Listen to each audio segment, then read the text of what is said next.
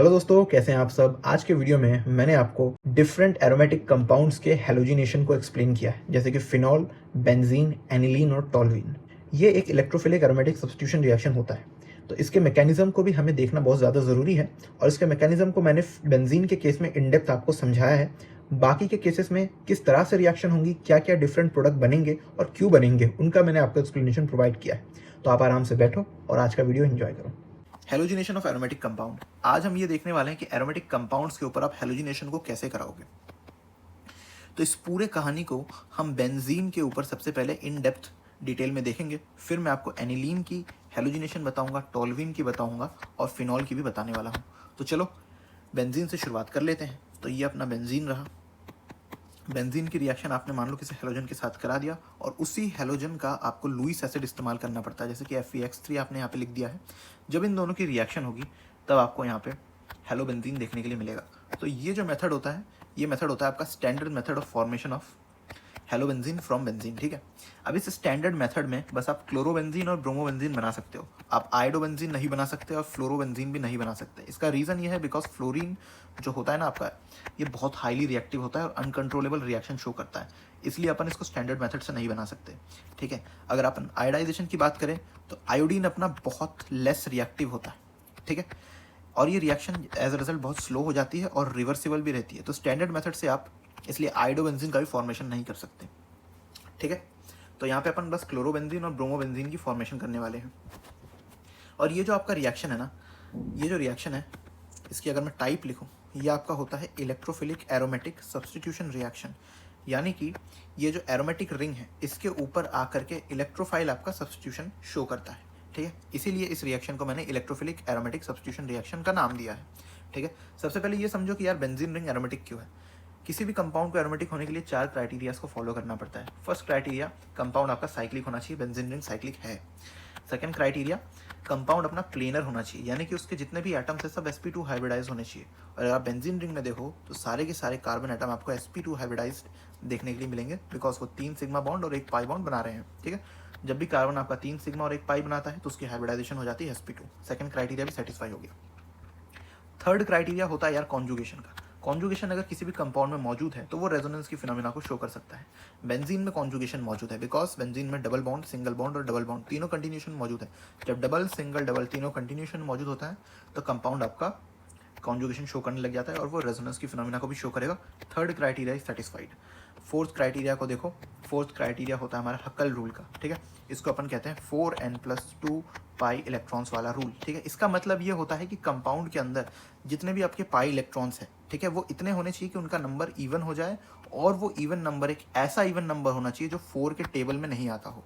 ठीक है, तो बेंजीन रिंग के अगर आप पाई इलेक्ट्रॉन्स को गिनो तो कितने आपको देखने के लिए मिलेंगे, 1 2 3 4 5 6, 6 पाई इलेक्ट्रॉन्स यहाँ पे आपको देखने के लिए मिलेंगे। 6 एक इवन नंबर है और 6 4 के टेबल में भी नहीं आता, इसलिए हकल रूल के क्राइटेरिया को भी हमारा बेंजीन फॉलो कर लेता है। तो इसलिए बेंजीन एक एरोमेटिक कंपाउंड है, और कोई भी कंपाउंड अगर इन 4 क्राइटेरियाज को फॉलो करता है ना तो वो एरोमेटिक कंपाउंड कहलाता है। ठीक है, तो मैंने क्या बोला था आपसे, क्लोरीनेशन और ब्रोमिनेशन। ठीक है, इन दो रिएक्शन को अपन देख लेते हैं। देखो, रिएक्शन लिख के बताता हूँ फिर मैकेनिज्म बताऊंगा। बेंजीन रिंग है अपनी, ठीक है, Cl2 के साथ रिएक्शन करा दो। सेम आपको लुईस एसिड इस्तेमाल करना है, यानी कि FeCl3 आप इस्तेमाल कर दो, तो यहाँ पे आपको क्लोरोबेंजीन देखने के लिए मिल जाएगा। ठीक है, ब्रोमिनेशन करानी है, बेंजीन ले लो, Br2 के साथ रिएक्शन करा दो और FeBr3 as a Lewis acid इस्तेमाल कर लो, तो यहाँ पे आपको ब्रोमोबेंजीन भी देखने के लिए मिल जाएगा। समझ में आ गया दोस्तों। अब देखो, इस रिएक्शन में बेंजीन अपना सबस्ट्रेट है, Cl2 अपना रिएजेंट है, FeCl3 अपना कैटलिस्ट है। इसको अपन क्या बोलते हैं, लुईस एसिड कैटलिस्ट। ठीक है, और ये जो आपका मतलब स्पीशीज़ बनी है इसको अपन प्रोडक्ट कहते हैं। ध्यान रखना इन चीज़ों को, मैं थोड़ा स्पेसिफिकली बता देता हूँ कि ताकि आपको आगे कन्फ्यूजन ना हो। ठीक है, तो ये रहा अपना सबस्ट्रेट, ये रहा अपना रिएजेंट, ये रहा लुईस एसिड कैटलिस्ट और ये रहा अपना प्रोडक्ट। ठीक है, अब इस रिएक्शन के मैकेनिज्म को देख लेते हैं। आ जाओ, टॉपिक डाल लो, मैकेनिज्म। फर्स्ट स्टेप में अपन ये देखेंगे जनरेशन ऑफ इलेक्ट्रोफाइल, कि आपका इलेक्ट्रोफाइल कैसे बनता है। देखो, इलेक्ट्रोफाइल कैसे बनता है उस चीज़ को समझो। मान लो ब्रोमिनेशन की बात कर रहे हैं अपन, ठीक है, तो जब ब्रोमिनेशन में आपका जो रिएजेंट है Br2, जब ये रिएक्ट करेगा कैटलिस्ट के साथ यानी कि FeBr3 के साथ, तब आपका Br पॉजिटिव इलेक्ट्रोफाइल जनरेट होता है। ठीक है, तो ये कैसे होता है ज़रा देख लो। कलर चेंज कर लेता हूँ। ये अपना ब्रोमीन है, ब्रोमीन मॉलिक्यूल हो गया ये FeBr3। ठीक है, ये जो Fe है ये अपना लुईस एसिड है। ठीक है, बिकॉज इसका ऑक्टेट कंप्लीट नहीं है तो इसको इलेक्ट्रॉन्स की नीड रहती है। और ब्रोमीन के पास अगर आप देखोगे तो इसके पास में तीन लोन पेयर मौजूद है, तो ये अपने एक लोन पेयर ऑफ इलेक्ट्रॉन को मतलब Fe को डोनेट कर देता है। ठीक है, एज अ रिजल्ट इनके बीच में कोऑर्डिनेट बॉन्ड का फॉर्मेशन होने लग जाता है और ब्रोमीन ब्रोमीन मॉलिक्यूल के बीच का बॉन्ड वीक हो जाता है और ये बॉन्ड हेट्रोलिटिक क्लीवेज से टूटता है। एज अ रिजल्ट दोनों ही इलेक्ट्रॉन ब्रोमीन लेके चला जाता है और ये जो दूसरा आपका ब्रोमीन बचता है इसके ऊपर आपका पॉजिटिव चार्ज आ जाता है, Br पॉजिटिव बन जाता है। ठीक है, और साथ में आपका क्या आपको देखने के लिए मिल जाता है FeBr4 नेगेटिव। ठीक है, ये एज अ बेस काम करता है। ठीक है, ये मैं आपको बताऊंगा कि इसका रोल क्या है, लेकिन इसका भी एक बहुत इंपॉर्टेंट रोल होता है। तो आप समझ गए, इन दोनों की जब रिएक्शन हुई तो यहाँ से अपना इलेक्ट्रोफाइल बना और साथ में FeBr4 नेगेटिव बनता है।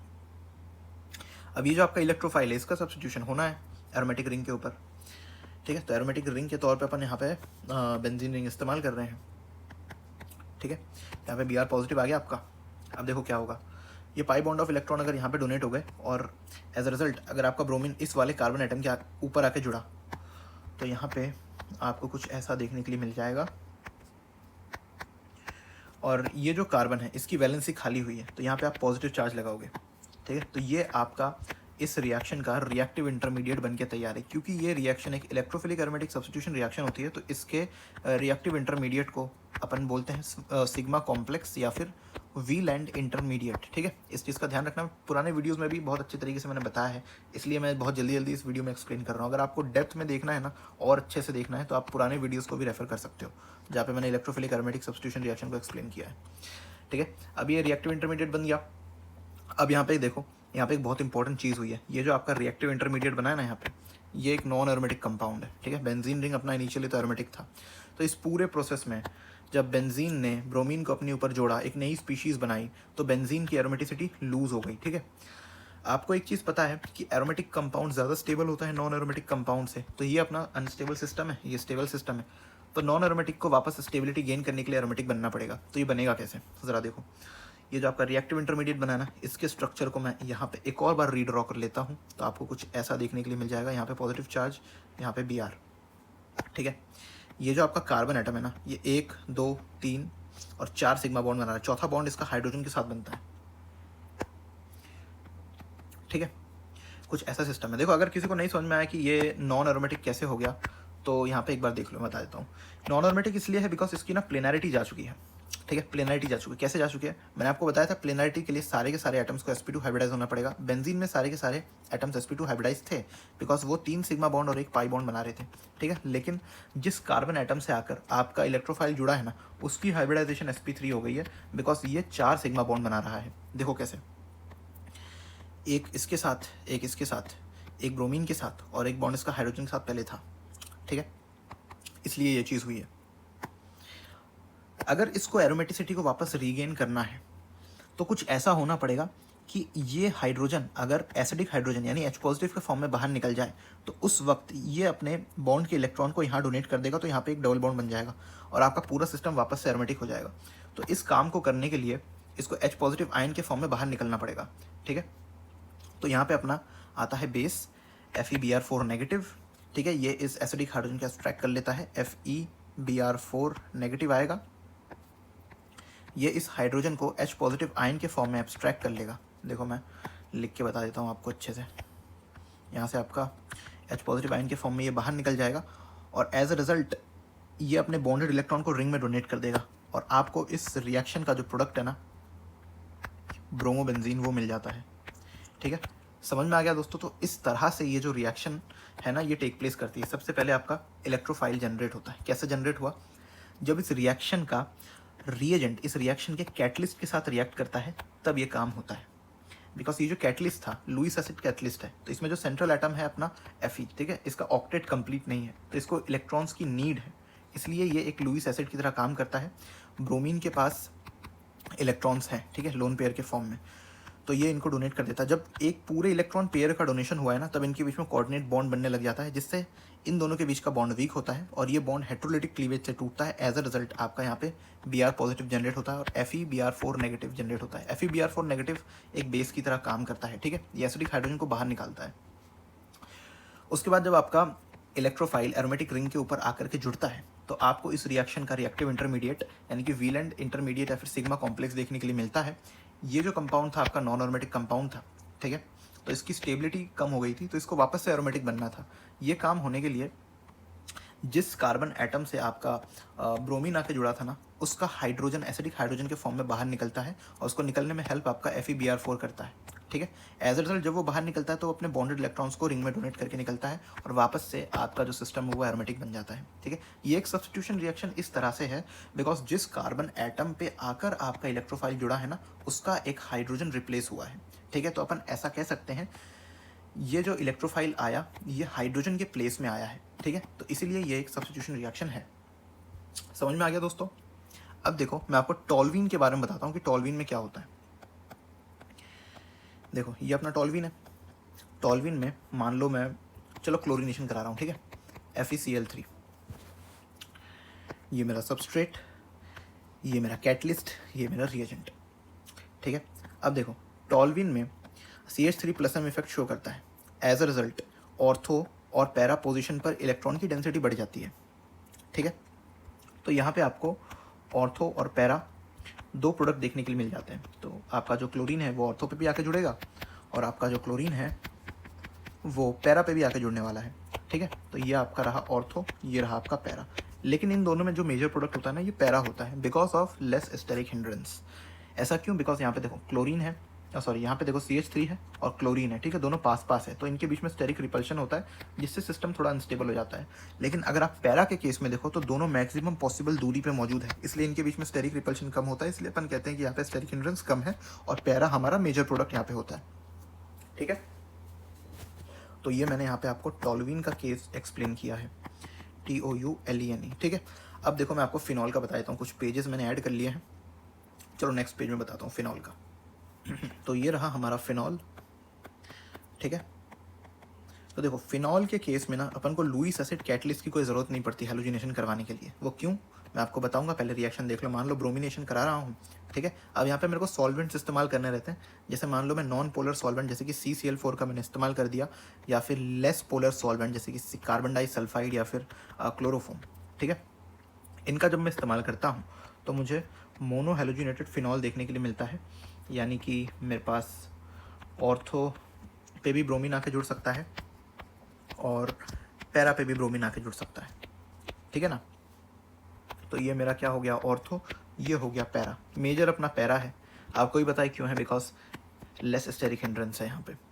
अब देखो यहाँ पे हमको लुईस एसिड कैटलिस्ट की कोई ज़रूरत नहीं पड़ती। ऐसा इसलिए होता है बिकॉज फिनॉल खुद ही ब्रोमीन मॉलिक्यूल को पोलराइज करा देता है, ठीक है, जिसके कारण Br पॉजिटिव आपका बिना लुईस एसिड कैटलिस्ट के इस्तेमाल से जनरेट हो जाता है। कैसे होता है ज़रा देखो, फिनॉल में आपके पास कॉन्जुगेशन मौजूद है कुछ इस तरह से। ये अपना स्ट्रक्चर हो गया, ऑक्सीजन के पास में लोन पेयर है। अब इस चीज़ को ध्यान से देखना, जब ऑक्सीजन अपने लोन पेयर ऑफ इलेक्ट्रॉन को रिंग में डोनेट करता है, ठीक है, तो यहाँ पे मान लो डबल बॉन्ड बन गया। मैं आपको बता देता हूँ यार, देखो कुछ ऐसा आपको देखने के लिए मिलेगा। और क्योंकि यहाँ पे डबल बॉन्ड बना है तो ये जो डबल बॉन्ड के इलेक्ट्रॉन है ये रिपल्शन फेस करके इस वाले कार्बन के ऊपर आपको नेगेटिव चार्ज के फॉर्म में देखने के लिए मिलेगा, ठीक है। तो देखो क्या होता है, ये जो फिनॉल का, यहाँ पे मैं आपको बता देता हूँ, जैसे देखो या ब्रोमीन का मॉलिक्यूल था, ठीक है। अब ये नॉन पोलर बॉन्ड है इन दोनों के बीच में जो बना है, बिकॉज ब्रोमीन ब्रोमीन सेम ही आपके पास में एटम है, तो इनके बीच में कोई भी इलेक्ट्रोनेगेटिविटी का डिफरेंस नहीं होता, इसलिए इनके ऊपर पोलैरिटी जनरेट नहीं होती। लेकिन जब ये पाई इलेक्ट्रॉन रिच सिस्टम जैसे फिनॉल के नज़दीक आते हैं ना, तो इसका जो पाई इलेक्ट्रॉन क्लाउड है, फिनॉल का जो पाई इलेक्ट्रॉन क्लाउड है, वो बॉन्ड के जो इलेक्ट्रॉन है इनको रिपल करने लग जाता है। एज अ रिजल्ट आपको यहाँ पे पोल्स देखने के लिए मिलेंगे, ठीक है। तो यहाँ पे आप देख सकते हो आपका इलेक्ट्रोफिलिक एंड यहाँ पे जनरेट हुआ है, ठीक है। और क्योंकि रेजोनेंस के कारण आपके पास में इलेक्ट्रॉन डेंसिटी ऑर्थो पे भी बढ़ी है और पैरा पे भी बढ़ जाती है। जैसे देखो यहाँ पे अगर आप इसको ऐसे कन्वर्ट करोगे रेजोनेटिंग स्ट्रक्चर बना के, ठीक है, तो आपको यहाँ पे ऑर्थो पर भी इलेक्ट्रॉन डेंसिटी देखने के लिए मिल रही है और पैरा पे भी इलेक्ट्रॉन डेंसिटी देखने के लिए मिल रही है। और यहाँ पे आपका इलेक्ट्रोफिलिक एंड जनरेट हो जाता है बिकॉज फिनॉल का जो पाई इलेक्ट्रॉन क्लाउड है बॉन्ड पेयर के इलेक्ट्रॉन को रिपेल कर देता है, ठीक है।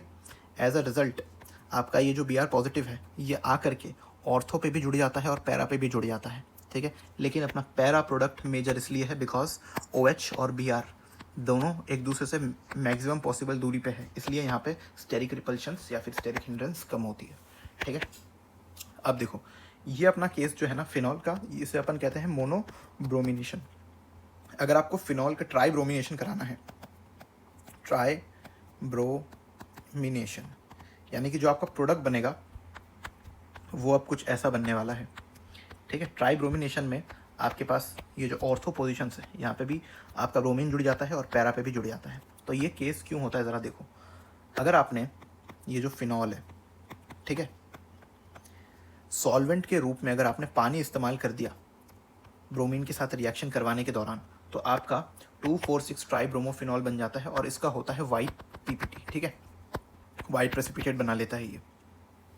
तो जब आप ट्राई ब्रोमिनेशन फिनॉल का कराओगे, ठीक है, तो आपको क्या बोलते हैं ब्रोमीन वाटर का इस्तेमाल करवाना पड़ेगा, ठीक है, Br2 + H2O, ठीक है, इसको ब्रोमीन वाटर भी बोलते हैं। So when phenol react with bromine water it form try bromophenol, ठीक है। ऐसा क्यों होता है ज़रा इसको देखो।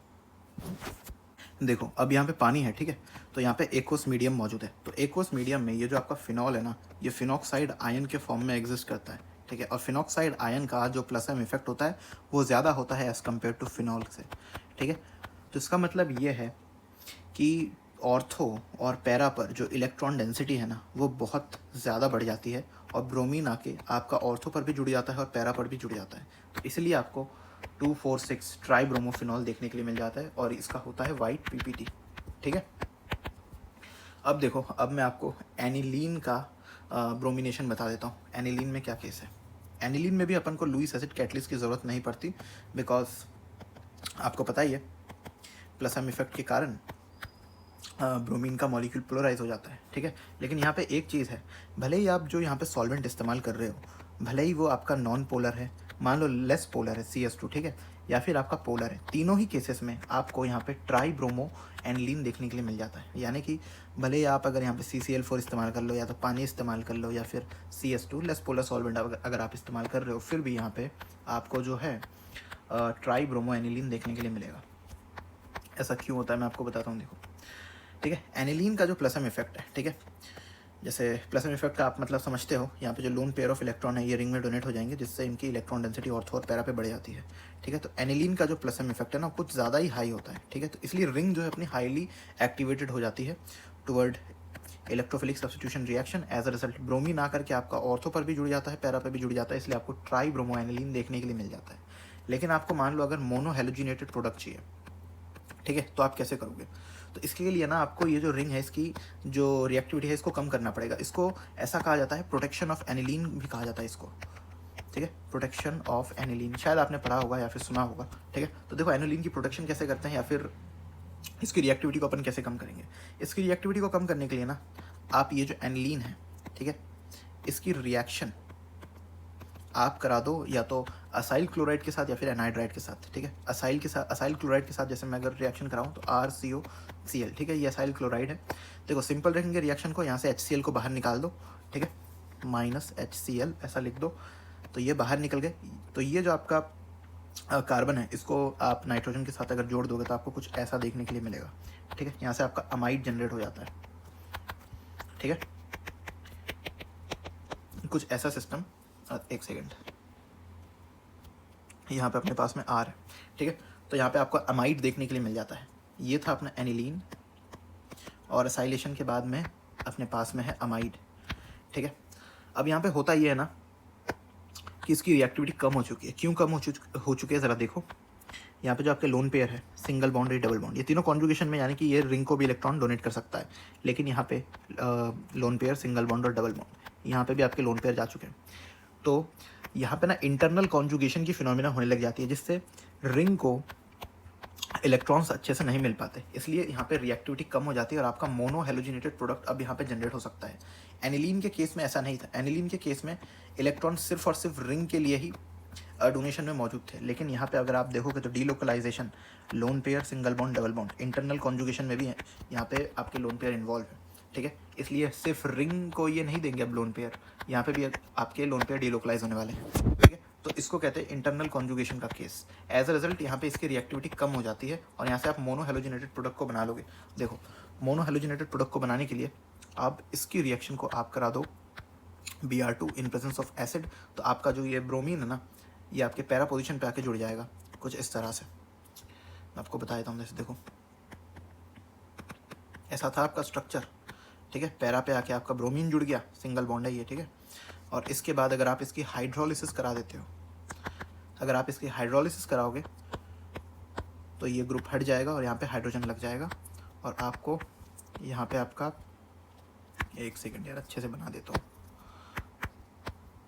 पैरा ब्रोमोएनिलीन आपको यहाँ से मिल जाएगा, ठीक है। आई होप आपको चीज़ें समझ में अच्छे से आई होगी। तो यहीं तक था हमारा आज का वीडियो।